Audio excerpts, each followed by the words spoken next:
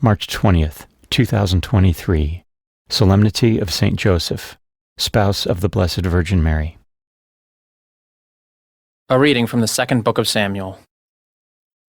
The Lord spoke to Nathan and said, "Go, tell my servant David, when your time comes and you rest with your ancestors, I will raise up your heir after you, sprung from your loins, and I will make his kingdom firm. It is he who shall build a house for my name, and I will make his royal throne firm forever. I will be a father to him, and he shall be a son to me. Your house and your kingdom shall endure forever before me. Your throne shall stand firm forever." The word of the Lord.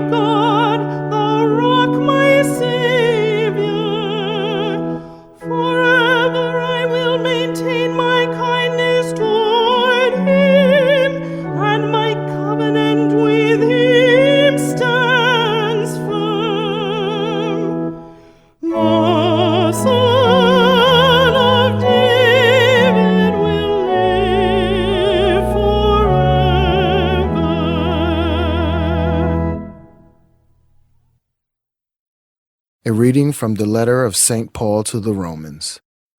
Brothers and sisters, it was not through the law that the promise was made to Abraham and his descendants that he would inherit the world, but through the righteousness that comes from faith.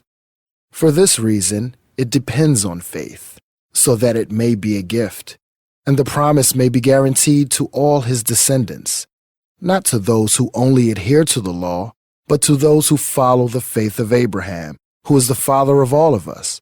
As it is written, "I have made you father of many nations." He is our father in the sight of God, in whom he believed, who gives life to the dead and calls into being what does not exist.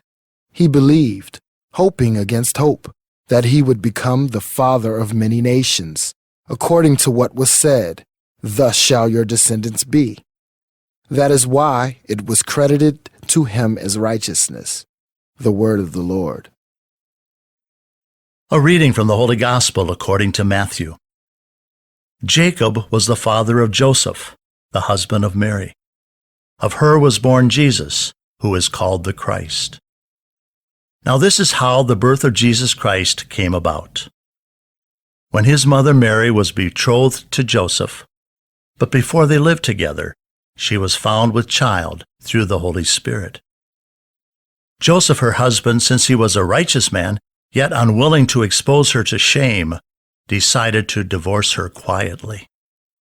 Such was his intention when, behold, the angel of the Lord appeared to him in a dream and said, Joseph, son of David, do not be afraid to take Mary your wife into your home, for it is through the Holy Spirit that this child has been conceived in her. She will bear a son, and you are to name him Jesus, because he will save his people from their sins." When Joseph awoke, he did as the angel of the Lord had commanded him, and took his wife into his home. The Gospel of the Lord.